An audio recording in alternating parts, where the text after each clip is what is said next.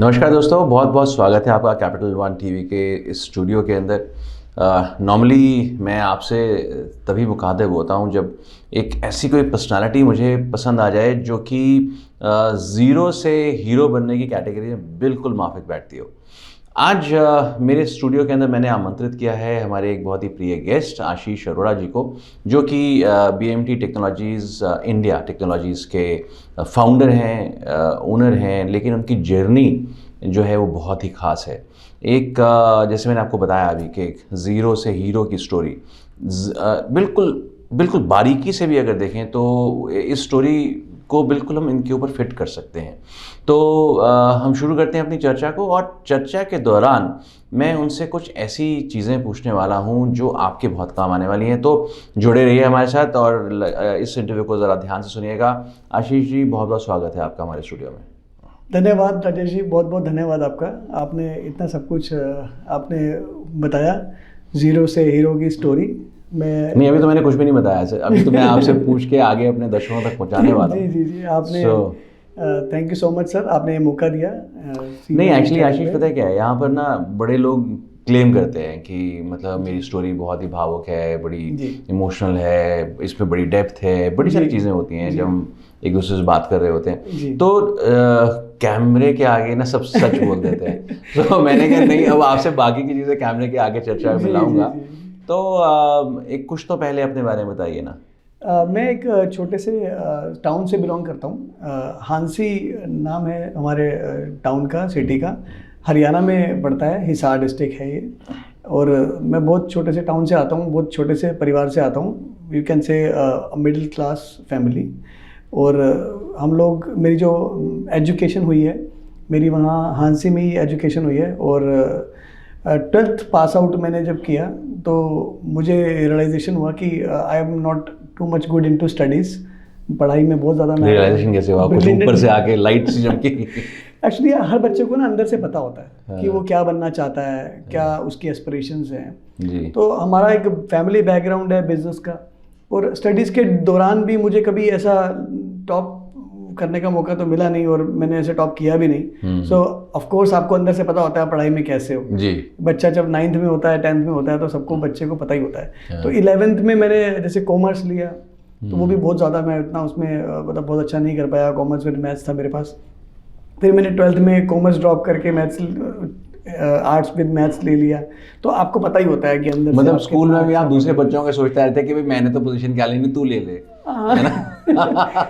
नहीं ऐसा नहीं, लेकिन मुझे अंदर से बहुत क्लैरिटी थी कि मुझे स्टडीज़ में बहुत ज़्यादा कुछ बड़ा नहीं करना है। तो I was already thinking in background of my mind कि मुझे बिज़नेस ही करना है, तो बिज़नेस में मैं क्या बेस्ट कर सकता हूँ। तो फर्स्ट ईयर मैंने जब कॉलेज में गया तो मैंने प्राइवेट में एडमिशन ले लिया कॉरेस्पॉन्डेंस से, और फर्स्ट ईयर में एग्ज़ाम अटैम्प्ट भी किया, बट मेरा इंटरेस्ट था ही नहीं। फिर मैंने ड्रॉप आउट ही कर दिया फाइनली स्टडीज़ में। पर आपका कोई बिजनेस का बैकग्राउंड था भी नहीं, तो आपका बिजनेस करने का इंक्लिनेशन? मेरा बैकग्राउंड नहीं था, बट मेरे जैसे दादाजी हैं, वो पाकिस्तान से जब इंडिया जब वो पार्टीशन हुआ था तो उधर से मूव किया, तो वो बिज़नेस ही करते थे वहाँ, उधर भी पाकिस्तान में, तो इंडिया का ही था वो, बट वो वहाँ भी बिज़नेस ही करते थे। तो वो जब यहाँ आए वो हरियाणा में, तो वो भी बिज़नेस ही कर रहे थे। तो फाइनली मेरे जो फादर हैं वो भी, उनकी भी एक शॉप हुआ करती थी, जनरल स्टोर आप कह सकते हो, कॉस्मेटिक शॉप।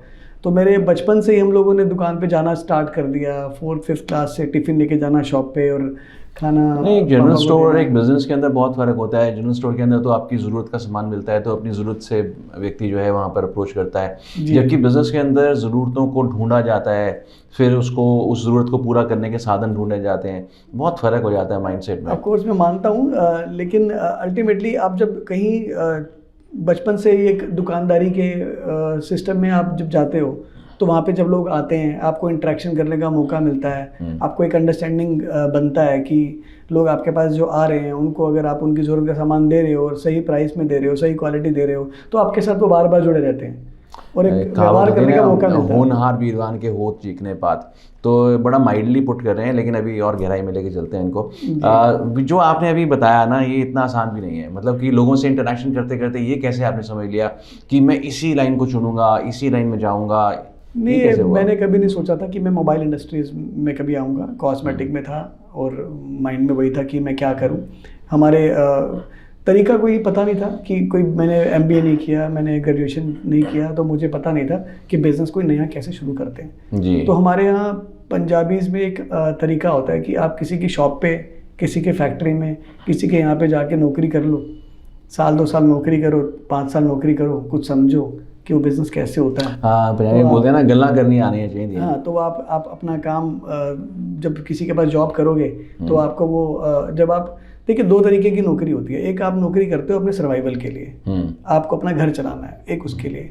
एक हमारे पंजाबीज में एक तरीका ये है जॉब करने, अगर आप जा रहे हो तो पैसे मिले ना मिले, सर्वाइवल हो या ना हो, आपको काम सीखने के लिए आप वहाँ पर जा रहे हैं। तो जब आप सर्वाइवल के लिए नहीं जाते और काम सीखने के लिए जब जाते हो तो उसमें डिफरेंस क्या होता है? तो सर्वाइवल के लिए तो आपको पता है 9 to 6 जॉब करनी है, पैसा कमाना है, अपना घर पे घर चलाना है। लेकिन जब आप काम सीखने के लिए जॉब करते हो तो आपको पता है कि मुझे यहाँ पर लाइफ टाइम तो जॉब नहीं करनी है, 1 2 साल 3 साल मुझे काम फटाफट से लर्न करना है, काम सीख करके मुझे अपना बिजनेस शुरू करना है। तो मैंने ऐसे पहले एक शॉप पे काम सीखा, दुपट्टे का मैचिंग सेंटर का काम था, आंसी से हिसार जाता था, अपनी पॉकेट से किराया खर्च करके बस में लटक के जीप में कैसे करके हिसार जाना, वहाँ से काम सीखना, वापस आना।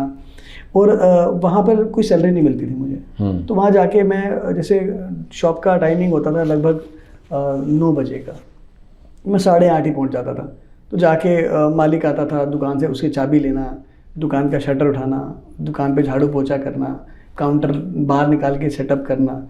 तो वो सब कुछ करता था, वो इसलिए नहीं कि मुझे सैलरी मिलेगी उसके लिए। मुझे पता था कि ये इस बंदे को अगर मैं अच्छा कुछ करूँगा, सब टाइम से सब कुछ सेटअप करके रख दूंगा तो उसको इम्प्रेस करने तो हाँ, वो मुझे वो काम सिखा देगा।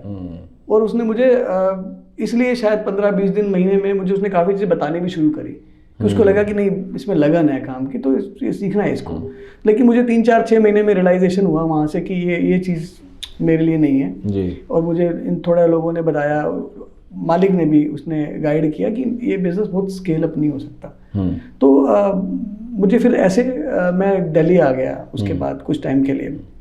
तो जब मैं दिल्ली आया तो मैंने यहाँ पर एक फैक्ट्री में जॉब की, जो एक फ़ैन मैन्युफैक्चरिंग और कूलर के पंप वगैरह मैन्युफैक्चरिंग करने की कंपनी थी।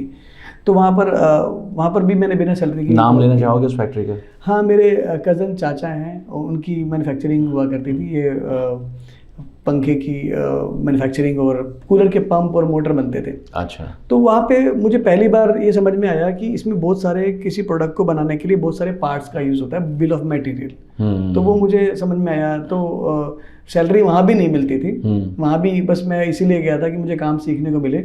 1-2 साल वो भी मैंने काम सीखा। तो लेकिन उनको भी इस बिज़नेस में थोड़ा लॉस हो गया due to lack of knowledge कह लो, या क्वालिटी पे ध्यान ना देने की वजह से उनको रिप्लेसमेंट ज़्यादा आ गई। उन्होंने वर्कर्स पे ज़्यादा भरोसा करते थे, उन्होंने जो क्वालिटी बना दिया, ठीक बनाया होगा, तो उस पॉइंट ऑफ व्यू से उनको लॉस। वहाँ से आपको क्वालिटी की अहमियत क्या? तो मुझे वो क्वालिटी का वहाँ से पता चला कि अगर गलती चाहे किसी की भी हो, कंज्यूमर के पास अगर प्रोडक्ट सही नहीं पहुंचा, उसको वैल्यू नहीं मिली, तो प्रोडक्ट रिटर्न आएगा। और रिटर्न आएगा तो वो बिजनेस करके मतलब नहीं है।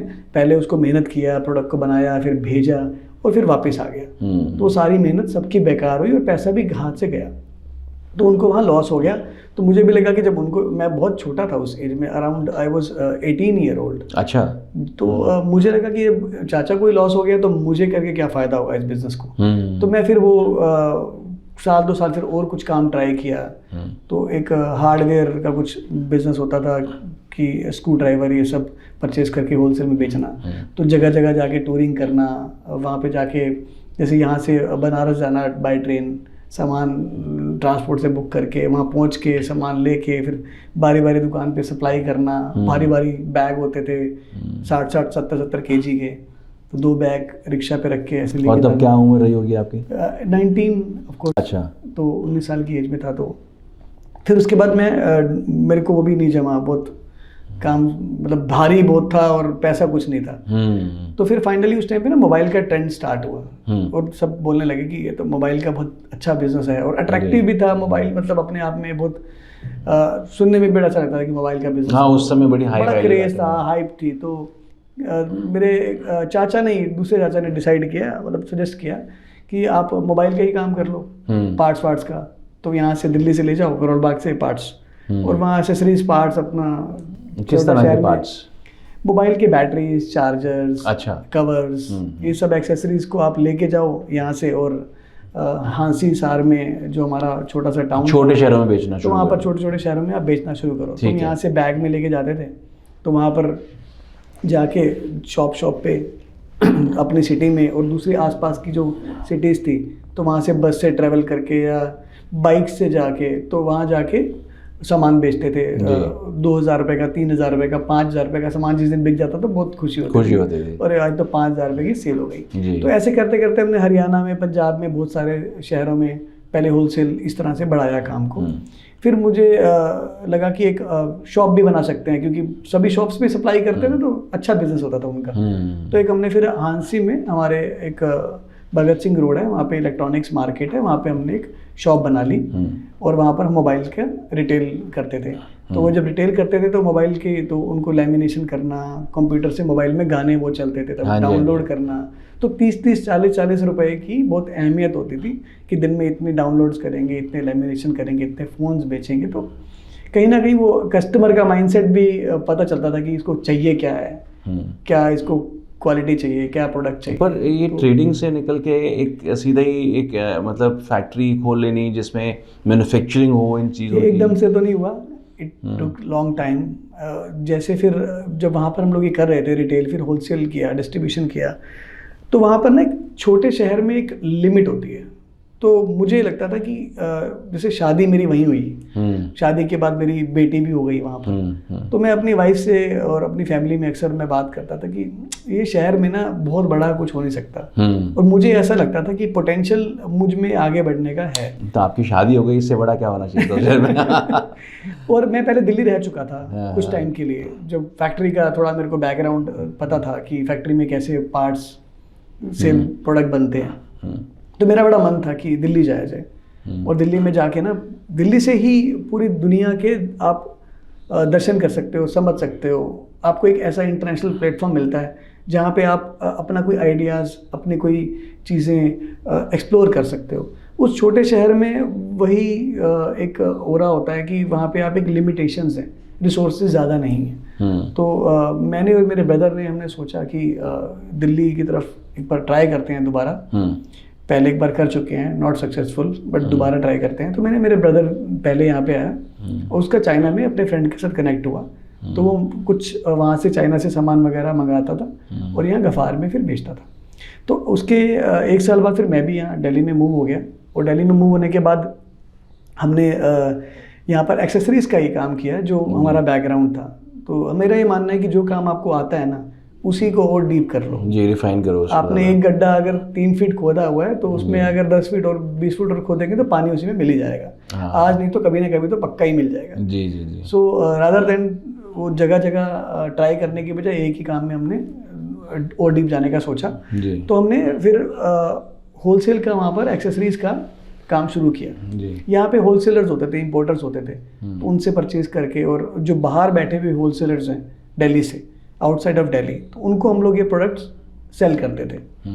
तो उससे एक तो मैंने ये फील किया दिल्ली में आने के बाद कि दिल्ली में जो लोग कमिटमेंट देते हैं तो वो थोड़ा सा कहीं ना कहीं चीज़ें सही नहीं बैठती, और छोटे शहर का आदमी बहुत इनसिक्योर फील करता है, क्योंकि मैं भी छोटे शहर से हूँ, तो मैं बहुत ज़्यादा रिलेट कर पाता था। दिल्ली में ज़्यादा लोग प्रोफेशनल हैं, और हाँ, थोड़े प्रोफेशनल हैं, और थोड़ा अगर मान लीजिए सेंटिमेंट्स को दूर रख के बात, थोड़ा दूर रखते हैं। और जैसे मैं छोटे शहर से बिलोंग करता हूँ, मैंने भी वो चीज़ें पहले फील की थी कि जब हम छोटे शहर से दिल्ली किसी दुकान पे आके सामान खरीदते थे तो हमें वो रिस्पेक्ट, वो प्यार, वो नहीं मिलता, और वो गाइडेंस भी कोई नहीं देता यहाँ पे। और वहाँ यहाँ लोगों को ये था कि बस आप सामान नोट कराओ, पैसे दो और जाओ बस। दिल्ली आपको पैसा देती है और उस पैसे से आप इज्जत कमाते हो। हाँ, आप कह सकते हो, ये फॉर्मूला यहाँ फिट है। हाँ, आप कह सकते हो। तो मैं जब वो चीज़ को, इमोशन को हमेशा फील करता था कि यहाँ ना वो वाली बात थोड़ी सी, छोटे शहर के आने वाले को ना कुछ वैल्यू देते कम है लोग। तो जो लोग हमारे पास काउंटर पे आते थे, मेरी शॉप पे आते थे, तो मैं छोटे शहर से बिलोंग करता हूँ, तो मैं उनको बिठाता, उनको चाय पानी भी पूछता, रिस्पेक्टफुली बात भी करता। तो उससे क्या हुआ कि थोड़ा इमोशनल कनेक्ट लोगों से बनना शुरू हुआ, और लोगों से काफ़ी अच्छे अच्छे फीडबैक मिलते कि आप ऐसा करो, आप ऐसा करो। तो मैं वो चीज़ों को सुन के इम्प्लीमेंट भी करता। तो उससे क्या हुआ कि मुझे रेफरल से काफ़ी बिजनेस मिलने लगा। अच्छा। तो जैसे फिर मुझे किसी ने चाइनीज़ से मेरा कनेक्ट हुआ, तो वही आदत, आया कोई तो बैठाओ, चाय पानी पिलाओ, तो एक चाइनीज़ को मैंने ऐसे ही ट्रीट किया।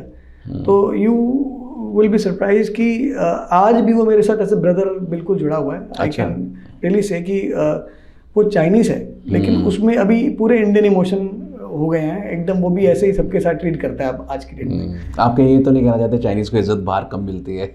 हाँ, उनको कम मिलती है, और इंडिया में हमने थोड़ी इज्जत दी तो उसको प्यार दिया, बहुत अच्छा लगा कि तो उसने ना फिर अच्छे सजेशंस भी दिए मुझे। उसने क्या सजेशन दिया, उसने बोला कि अभी आप ट्रेडिंग कर रहे हो बैटरीज की और चार्जर की, तो आप एक काम करो, इसकी यहाँ पर असेंबलिंग स्टार्ट करो। तो उस टाइम पे असेंबलिंग हमने शुरू की 2013 में जी। तो उसने ही मुझे मशीनरी के बारे में सारा बताया। मशीनरी हमने इंपोर्ट करी चाइना से, और फिर हम बैटरीज के जो सेल आते हैं वो हम लोग इंपोर्ट करते थे, उसके पीसीबी इंपोर्ट करते थे, और उसकी असेंबलिंग हम इंडिया में करते थे। यहाँ से मुझे मैन्युफैक्चरिंग में एंट्री करने का एक मौका मिला। तो जब मैन्युफैक्चरिंग में एंट्री करने का मौका मिला, और तो हम लोगों का बिहेवियर वही रहा है शुरू से। छोटे शहर का बैकग्राउंड है तो चीटिंग तो करनी आती नहीं, और जो फेयर डीलिंग जब आप करते हो तो रेफरेंस से बिजनेस मिलने लगता है, तो बिजनेस धीरे धीरे बैटरीज का ग्रो होने लगा जी। तो एक टाइम ऐसा आया कि mobile business is so much fast and trending, चीज़ें बहुत फास्ट बदल जाती हैं, इंडस्ट्री बहुत तेज़ी से इवॉल्व हो रही है, तो चीज़ें बहुत बदल जाती हैं। तो बैटरी का बिजनेस ना, उसमें बहुत मल्टीपल टाइप ऑफ बैटरीज आने लगी। तो मुझे लगा कि इसमें वैरायटी को मेंटेन करने के लिए हो सकता है मुझे फ्यूचर में थोड़ा सा इश्यूज भी आ सकते हैं। तो हमने फिर इसमें एक पोर्टफोलियो चार्जर का हमने ऐड ऑन कर लिया।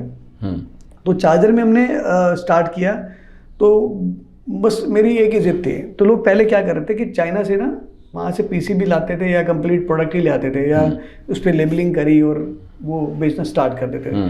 तो मेरी एक जिद थी और थोड़ा एक्सपीरियंस भी था, मुझे थोड़ा क्रेज़ था, क्योंकि मैंने पहले एक बैकग्राउंड था, एक फैक्ट्री में पहले मैंने काम किया था। तो एक होता है ना एक आपको कि अपनी फैक्ट्री तो कितना मज़ा आएगा, सब कुछ खुद का बनाना है, खुद का बनाना है, मेड इन इंडिया बनाना है। तो स्क्रैच से हमने चार्जर को यहाँ पर डिज़ाइन किया। अच्छा। और मेरे लिए बिल्कुल अननोन थी इंडस्ट्री, मुझे बिल्कुल भी नॉलेज नहीं था कि कैसे होगा कैसे नहीं होगा, बट बात कर करके गाइडेंस लोगों से लिया, और फिर इंडिया में हमने उस पीसीबी को पहली बार डिज़ाइन किया, और प्रोडक्ट का completely make in India product को हमने बनाया। उससे हमें क्या एडवांटेज मिला, एक तो ये लर्निंग्स मिली कि अगर आप जब प्रोडक्ट खुद बनाते हो तो आप उसकी क्वालिटी के एरर्स, उसमें कोई प्रॉब्लम है या आप उसको समझ पाते हो, और कुछ दोबारा अगर नया और बनाना है तो आपकी समझ और नया इनोवेशन करने के लिए और बढ़ जाती है। जी जी जी। तो फिर मुझे लगा कि ये इंटरेस्टिंग फील्ड है हमारे लिए, और इसमें धीरे धीरे हम लोगों ने R&D सेटअप कर लिया। R&D सेटअप करने से नए इनोवेशन होने लगे, नए और प्रोडक्ट बनने लगे, फास्ट चार्जिंग की तरफ जो नए प्रोडक्ट बन रहे हैं और वो सब बनाने लगे हम। अब ये सब करते करते ना मुझे एक्सपीरियंस हुआ कि कहीं ना कहीं स्टैंडर्डाइजेशन मिसिंग है, SOP मिसिंग है। और मेरा एजुकेशन का ज़्यादा बैकग्राउंड नहीं है, मैं इंजीनियर नहीं हूँ, मैं मैनेजर भी नहीं हूँ। लेकिन तब भी आपने पहचान लिया कि जो चीज़ जैसे बननी चाहिए उसी तरह से बनती रहनी चाहिए। यस, ये चीज़ तो कहीं वो इंडस्ट्री से मिलते मिलते लोगों की, क्योंकि देखिए जब आपको ये पता है ना कि मुझे नहीं पता है, तो आप लोगों से पूछने जाते हो। Correct. This I don't know, so when I always like to say I don't no. जब आप नहीं आशीष, इसके अंदर बहुत हिम्मत चाहिए। आप जब ये क्वेश्चन पुटअप करते हो किसी के सामने कि आई डोंट नो, और दिल्ली जैसे शहर के अंदर, हाँ, तो कोशिश ये होती है लोगों की इसका एडवांटेज उठा लिया जाए। जी, लोग यहाँ जज भी करते हैं कि आपको नहीं पता, अच्छा इसका एडवांटेज लेते हैं, जज भी करते हैं कि you are not expert, right. तो मुझे लगा कि शायद मैं 10 लोगों से बोलूंगा ना I don't know, I want to know, so someone will help me, someone will help. तो वहाँ किसी ने ज़्यादा हेल्प नहीं किया, तो मुझे फिर इंटरनेट से करके कहीं ना कहीं से चीज़ें समझ के, चाइना विजिट करके, तो मुझे वहाँ प्रोसेस का अंडरस्टैंडिंग मिला। सो आज ये 2-3 प्रोडक्ट से शुरू हुआ है, और आज आप कितने प्रोडक्ट्स बना रहे हो? आज हम अप्रोक्स 100 से ज़्यादा प्रोडक्ट बनाते हैं। अच्छा। और 50 से ज़्यादा टॉप मोस्ट ब्रांड्स के लिए बनाते हैं, जिनमें अमेजोन बेसिक्स भी हमारा कस्टमर है, जो अमेरिकन कंपनी है। अमेजोन बेसिक्स सब जानते हैं जी। और फ्लिपकार्ट स्मार्ट बाय हमारा कस्टमर है, हेवल्स हमारा कस्टमर है। इस तरह के बहुत सारे बड़े बड़े ब्रांड्स हमारे कस्टमर्स हैं, और टॉप मोस्ट 50 ब्रांड्स जो हैं वो आज हमारे कस्टमर हैं, और आज हम डेली 1 लाख प्रोडक्ट बनाते हैं। सो आशीष, अभी तो आपने जहां आपने मुकाम हासिल करना था, आपने एक तरीके से तो वहां पर अपने आप को देख लिया जी। तो आई एम श्योर एक बिजनेसमैन जैसा आपका बिजनेसमैन जो एक्यूमेन है वो तो कहीं ना कहीं और ज़्यादा उछाल मारने की कोशिश करता होगा, अभी ये भी कम है, अभी वो भी कम है, जी जी, ऐसा चलता होगा। लेकिन अभी से ही आपने तैयारी कर ली है कि अपने जैसे और आशीष बनाओ, ये थॉट कहाँ से आया? एक्चुअली जैसे मैंने आपको अभी थोड़ी देर पहले बताया भी था कि जब मैं हमेशा ये सोचता था कि I don't know and I want to know, तो आप जब किसी ऊंचाई पे जाना चाहते हो ना, तो आप हमेशा ये चाहते हो कि किसी का ऐसा हाथ मिले जिसे आप पकड़ो और थोड़ा आसान हो जाए आपकी जर्नी। तो मुझे ये जर्नी को पूरा का पूरा अगर मैं आपको बोलूँ कि मुझे आज 20 साल लगे यहाँ तक पहुँचने में, और मैं ये मानता हूँ ये छोटा सा एक माइलस्टोन ही है। अगर यही कोई ऐसा बच्चा होता जिसके पास पहले एजुकेशन होती या फैमिली बैकग्राउंड होता, ये वाले सब एक्सपीरियंस होता, तो उसके लिए थोड़ा आसान होता।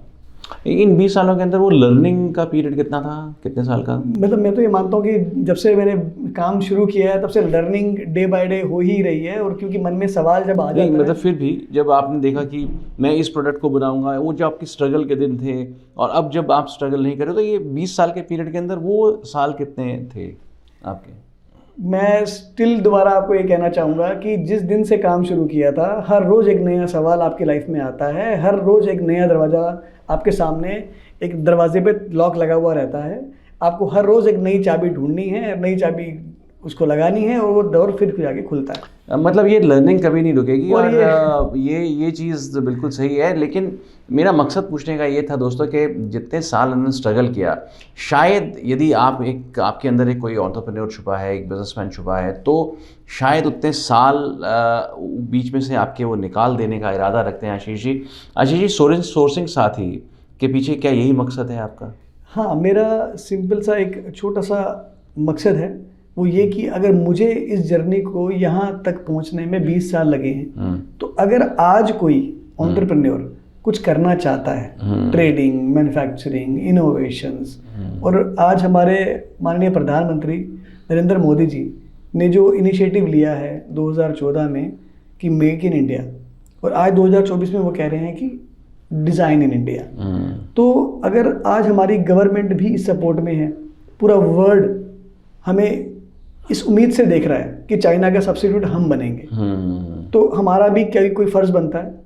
और आज बहुत सारे लोग इस इंडस्ट्री में आना चाहते हैं, लेकिन ये इंडस्ट्री क्या है, ये सीक्रेट है कुछ। आशीष, आप नहीं समझते कि इस फ़र्ज़ को बड़ा निभाने के लिए आपकी उम्र भी बहुत कम है, और फ़र्ज़ जैसा भारी भरकम शब्द एक रिस्पॉन्सिबिलिटी भी लेके आता है साथ में? आप ठीक कह रहे हैं, मुश्किल है, बहुत मुश्किल है, पर अगर कोई करेगा ही नहीं तो फिर होगा ही कैसे? अगर आज मैं भी ये सोच के बैठ जाऊं 20 साल के बाद भी कि बहुत मुश्किल है, मुझे बहुत सारे सेक्रीफाइस करने पड़ेंगे, मेरा पैसा भी बर्न होगा, मेरा टाइम भी लगेगा, और एक इकोसिस्टम बनाने के लिए बहुत सारे लोगों की ज़रूरत पड़ेगी, मेरे साथ कैसे करूँगा, क्यों करूँगा, तो ये अगर ऐसा ही सोचता तो फिर मैं यहाँ आया ही क्यों दिल्ली? नहीं, एक और चीज़ भी है, दिल्ली की बात आप कर रहे हैं अगर, तो दिल्ली के अंदर हर व्यक्ति को जो बिज़नेस करने निकलता है वो पहला थॉट लेके आता है, ये बंदा मेरी जेब से क्या निकाल के ले जाएगा। हाँ। तो जब आप किसी को ये बोलते हो ना कि मैं आपके लिए कुछ करना चाहता हूँ, जी। तो पहली नज़र तो शक की ही उठती है। आप ठीक कह रहे हैं कि जब कोई ये कहता है कि मैं आपको आप बिज़नेस कर सकते हैं हमारे जैसा और हम आपकी इसमें हेल्प करेंगे, तो लोग शक की नज़र से ही देखते हैं, और देखना भी चाहिए। किसी को आप जब कोई आपको कमिटमेंट कर रहा है कि मैं ये कर सकता हूँ, ऐसे कर सकता हूँ, पहले आपको चेक करना चाहिए कि वो खुद किस स्टेज पे, वो खुद क्या कर रहा है, उसने खुद कुछ किया है कि नहीं किया है। तो बेसिकली मैं आपको ये कहना चाहूँगा कि हम यहाँ किसी को नहीं कह रहे कि हम आपको कोई प्रोडक्ट बेचने के लिए, खरीदने के लिए कन्विंस कर रहे हैं। हमारे यहाँ कुछ नहीं है ऐसा कॉन्सेप्ट। ठीक। हमने सिर्फ एक इकोसिस्टम बिल्ड किया है जिसका नाम है sourcingsathi.com। ठीक। यहाँ हमने एक मकसद ये लिया है कि हम इंडिया में हमेशा से मैंने मिस किया है कि कोई इकोसिस्टम नहीं है, कोई प्लेटफॉर्म नहीं है। यहाँ मैं रेफरेंस देना चाहूँगा कि जैसे चाइना में 1688.com है, ऐसे alibaba.com है, तो वहाँ पे आप जाके वेंडर्स ढूंढ सकते हो, फटाफट परचेज कर सकते हो। ऐसे चाइना में तो है ये सिस्टम थोड़ा बहुत। इंडिया में भी एक दो वेबसाइट्स हैं, बट वहाँ से लोग ना जो एक्चुअल में उनको चाहिए वो नहीं ढूंढ पाते, जाते हैं वेंडर सर्च करते हैं। सोर्सिंग साथी से क्या उम्मीद रखे बंदा? सोर्सिंग साथी से हमने क्या क्या चीज़ें सॉल्व की हैं। Man, machinery, material, method, money. हर फैक्ट्री, हर ट्रेडिंग कंपनी के अंदर ये सब चीज़ें रिक्वायर्ड होती हैं। अच्छा जी। अगर कोई आदमी मैन्युफैक्चरिंग करना चाहता है इलेक्ट्रॉनिक्स में या किसी भी फील्ड में ट्रेडिंग करना चाहता है, तो उसको मैन पावर चाहिए, उसको मशीन चाहिए, अगर मैन्युफैक्चरिंग कर रहा है तो उसको मटेरियल चाहिए, उसको मेथड जो मैंने कहा, प्रोसेस, और मनी। ये 5M की रिक्वायरमेंट मैन्युफैक्चरिंग के दौरान सबको ही पड़ने वाली है। अब सोर्सिंग साथी इसमें क्या अपना रोल अदा कर रहा है, तो हमने ना फेज वाइज इसको हम चीज़ें कर रहे हैं। तो फेज़ 1 में हमने पहले जो मटेरियल के सारे वेंडर्स, हमने एग्जिस्टिंग, हम मैन्युफैक्चरर हैं तो हमारे पास एक लेवल का ऑलरेडी एक प्राइस होता है जी। अगर आज कोई इंसान नई मैन्युफैक्चरिंग शुरू कर रहा है या एग्जिस्टिंग अगर उसका वॉल्यूम कम है तो उसको वो प्राइस नहीं मिल पाता, और वो किसी बड़े जब ट्रेडर के पास जाता है कि मुझे 1000, 2000, 5000 पीस चाहिए, तो वो ट्रेडर उसको उतने तरीके से एंटरटेन नहीं करता और उसको बेस्ट प्राइस कोट नहीं कर पाता। तो वो ट्रेडर भी मल्टीपल इंक्वायरीज उसके पास होती हैं, उसे भी नहीं पता कि एक्चुअल बायर कौन है और कौन नहीं है, तो उसकी भी गलती नहीं है जी। तो ये एक गैप था, तो हमने ये गैप को फुलफिल किया। हमने वो ट्रेडर को हमारे साथ ऑलरेडी हमारे साथ वो बिजनेस कर रहे हैं, उनका एक एग्जिस्टिंग ट्रस्ट है हमारे साथ, तो वो हमें वो प्राइस बेस्ट दे पाते हैं। तो हमने वो प्राइस उनसे बेस्ट प्राइस लिया और इस वेबसाइट पे लिस्ट कर दिया open, anyone can see the price at least.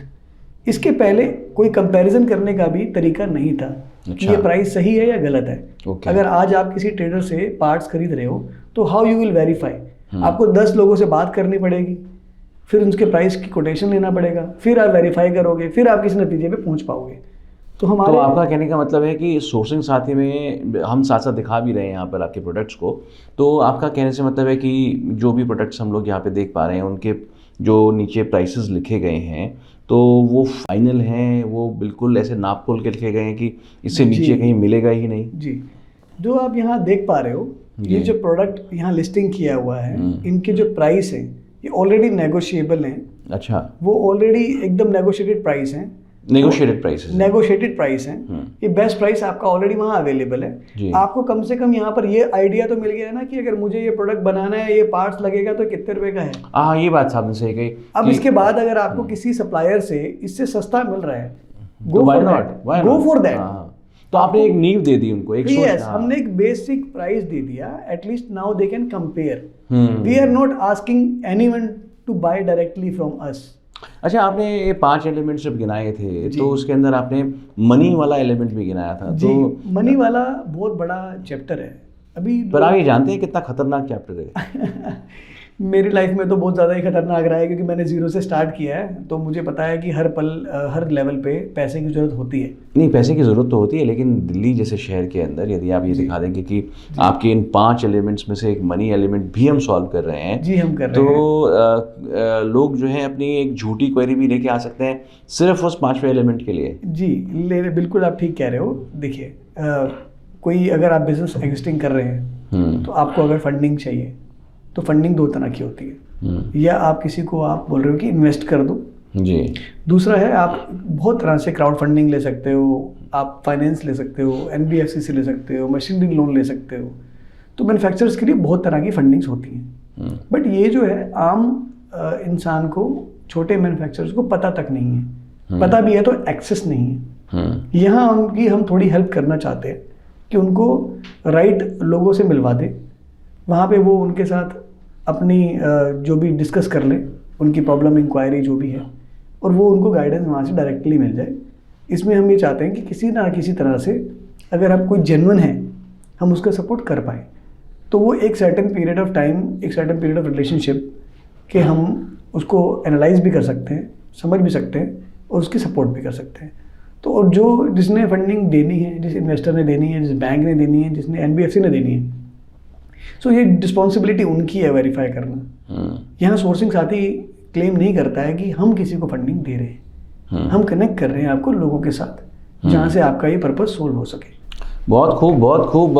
आशीष, वाकई में ये इंटरेस्टिंग इतना टॉपिक है कि इसके ऊपर जितनी चर्चा करी जाए उतनी कम बैठेगी, क्योंकि अभी बहुत से सवाल हैं जो मैंने आपसे पूछने हैं, लेकिन लगातार प्रॉम्प्ट आ रहा है। हमारा शायद 30 मिनट का एक स्लॉट होता है वो भर गया है, तो ये चर्चा आपसे मैं जारी रखना चाहूँगा। तो आप अपने व्यूअर्स को ज़रूर बोल के जाइए कि मैं इसको कंटिन्यूएशन के अंदर रखूँगा यहाँ पर जी बात को। बिल्कुल, हम इसको कंटिन्यूशन में रखेंगे। सोर्सिंग साथी आपके साथ हमेशा जुड़ा रहेगा और सोर्सिंग साथी के साथ आप भी जुड़े रहिए। और आपकी जो भी इंक्वायरीज़ हैं, आपको लगता है कि आपको मैन्युफैक्चरिंग करने में या बिज़नेस करने में कहीं भी कोई हर्डल आपको फील हो रहा है, या आप किसी भी तरह का एक्सपेंशन करना चाहते हैं, तो आप एक बार हमें मैसेज कीजिए। sourcingsathi.com पे आइए, वहाँ पे आपको इंक्वायरी फॉर्म आपको फिलअप करना है, आप एक बार भरिए और आप भेजिए अपनी इंक्वायरी, और देखते हैं आपको हम क्या सपोर्ट कर पाएंगे। और हम आपको डेफिनेटली, आपके पास कॉल आएगा, आपके पास पूरा फीडबैक आएगा, और हम आपको अच्छे से अच्छे लोगों के साथ कनेक्ट करेंगे, जिसकी वजह से आप शायद एक टीवी शो भी लेके आने वाले हो। जी सर, हम एक अभी थोड़ा सा ये सरप्राइज़ है, हम बहुत जल्दी एक टीवी शो लेके आने वाले हैं जिसका नाम है बिजनेस हीरोज़, और आप इसके अनाउंसमेंट हम जल्दी करेंगे। और इस पे आपको देखने को मिलेगा बिजनेस हीरोज़ में कि जो हमारे साथ जुड़े हुए एक्सपर्ट्स हैं, और जैसे कि फॉर एग्जांपल कि कोई फाइनेंशियल एक्सपर्ट है, कोई ब्रांडिंग एक्सपर्ट है, कोई आपका मैन्युफैक्चरिंग एक्सपर्ट है, और दुनिया भर के जो भी काम होते हैं मैन्युफैक्चरिंग के ड्यूरेशन में, वो सब एक्सपर्ट्स को हम एक ही प्लेटफॉर्म पे लेके आएंगे। बिजनेस हीरोज़ के माध्यम से आप उनको देख पाएंगे, आप उनके विचार, उनकी आइडियाज़ को समझ पाएंगे, और उनकी गाइडेंस को हम आपके साथ डायरेक्टली ऐसे कनेक्ट करेंगे कि उनसे आप हैंड होल्डिंग सपोर्ट भी ले पाएंगे। तो दोस्तों, बहुत इंटरेस्टिंग रहने वाली है इनसे आगे की मुलाकात। और अभी तक हम लोगों ने जो देखा सुना, एक ऐसे व्यापारी को देखा हम लोगों ने कि वाकई में हैरानी होती है कई दफ़ा कि जो गोल्स वो लेके चले उन्होंने उसको तो पा लिया, लेकिन अभी उनका इरादा है कि जो पाया है उसको आगे आप तक पहुंचाना है। सोर्सिंग साथी की डिटेल्स मैं यहाँ पर दे रहा हूँ। इनके नंबर्स तो मैं नहीं दे पाऊँगा आशीष जी के, लेकिन हाँ, इनकी टीम के नंबर्स यहाँ आपको ज़रूर मिल जाएंगे। तो जुड़े रहिए इनसे। यदि कोई मैन्युफैक्चरिंग के सिलसिले में हेल्प लेनी है, जैसे कि उन्होंने खुद बताया, तो आप इन नंबर्स पर डायल करके ले सकते हैं। और साथ ही बिजनेस हीरोज़ का इंतज़ार कीजिए, इसी प्लेटफॉर्म से हम लोग लॉन्च करने वाले हैं। तो जुड़े रहिए हमारे साथ। धन्यवाद।